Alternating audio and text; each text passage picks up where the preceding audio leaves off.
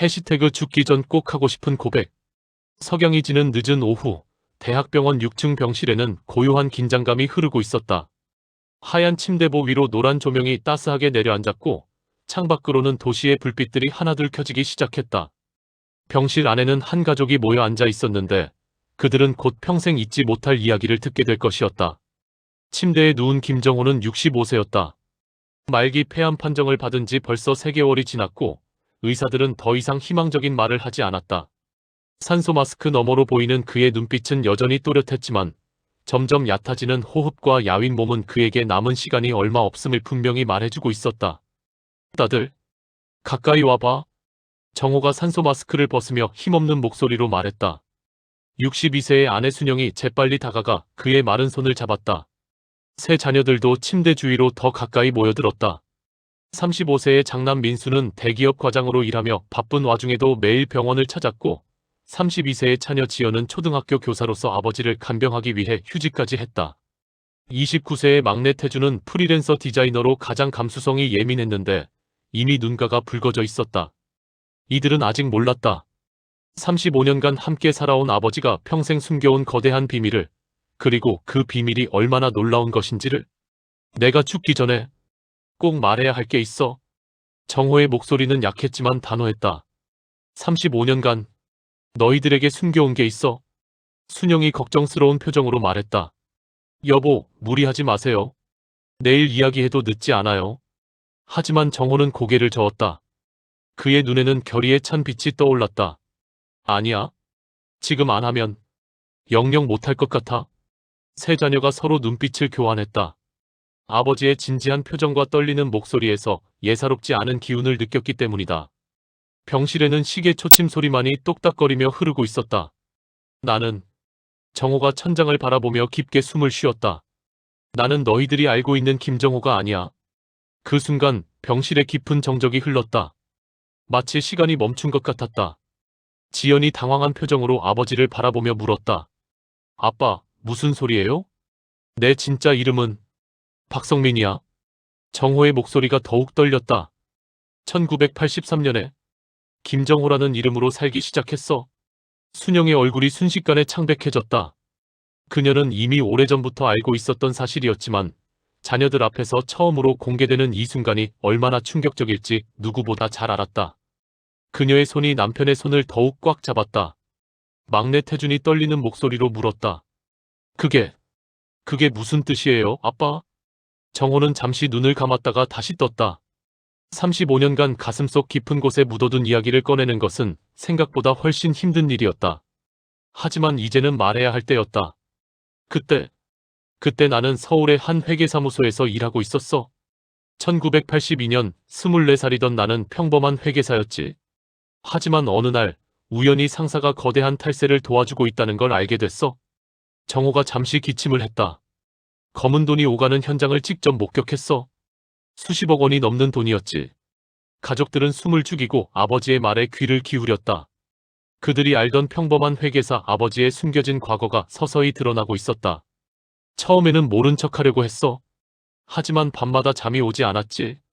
양심이 허락하지 않았어. 정호의 목소리에 당시의 괴로움이 묻어났다. 그래서 결국 그걸 국세청에 신고했어. 내 상사와 그 회사의 비리를 모두 신고했지. 순영이 물을 건넸지만 정호는 고개를 저으며 계속 말을 이어갔다.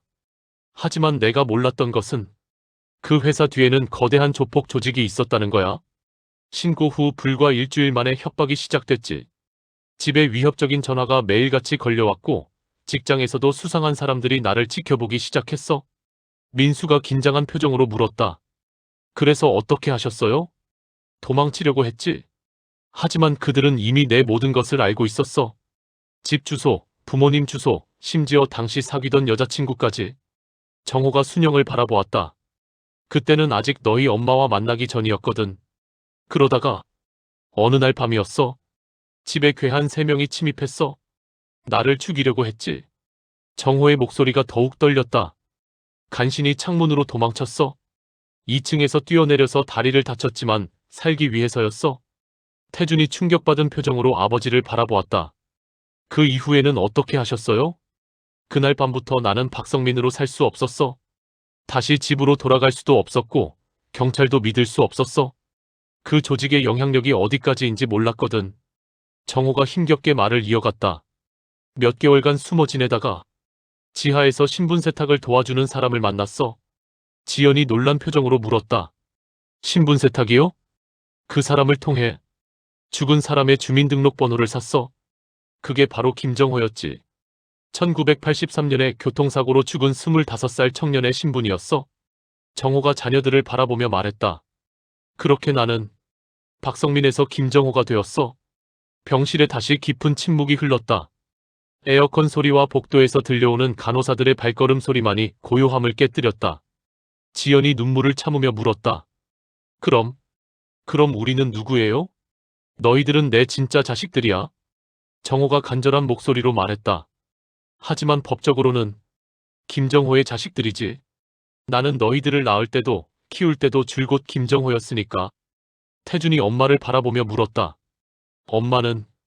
엄마는 언제부터 알고 계셨어요? 순영이 고개를 숙이며 조용히 대답했다.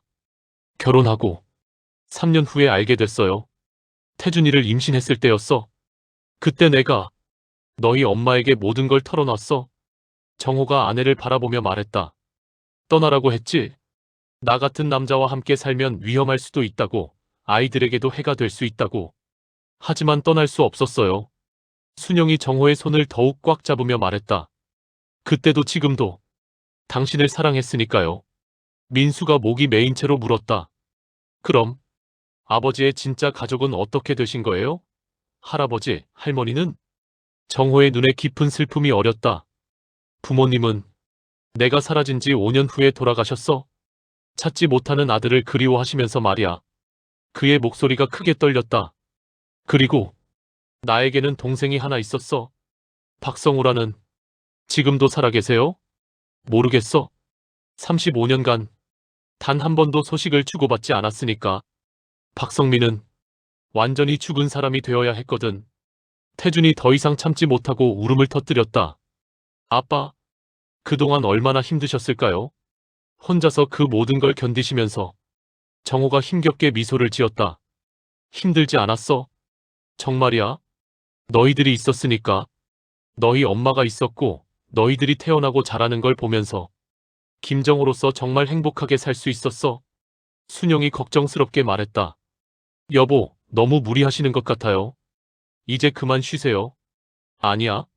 다 말해야겠어. 정호가 간절한 눈빛으로 가족들을 바라보았다. 내가 죽고 나면 너희들이 모든 진실을 알아야 해. 정호가 힘겹게 손을 들어 침대 옆 서랍을 가리켰다. 저기, 저 봉투 안에 내 진짜 사진들이 들어있어.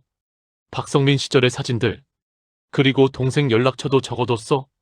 민수가 봉투를 꺼냈다.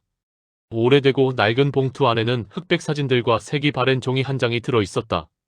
사진 속의 젊은 남자는 분명히 아버지였지만 지금까지 한 번도 본 적 없는 모습이었다. 더 젊고 더 밝은 표정의 아버지가 있었다.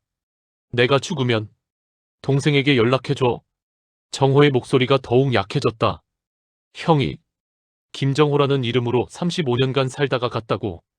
그리고 정말 행복했다고 전해줘. 지연이 흐느끼며 아버지의 다른 손을 잡았다. 아빠는 우리 아빠예요. 박성민이든 김정호든 우리에게는 똑같은 아버지라고요. 정호의 눈에서 뜨거운 눈물이 흘러내렸다. 고마워. 정말 고마워.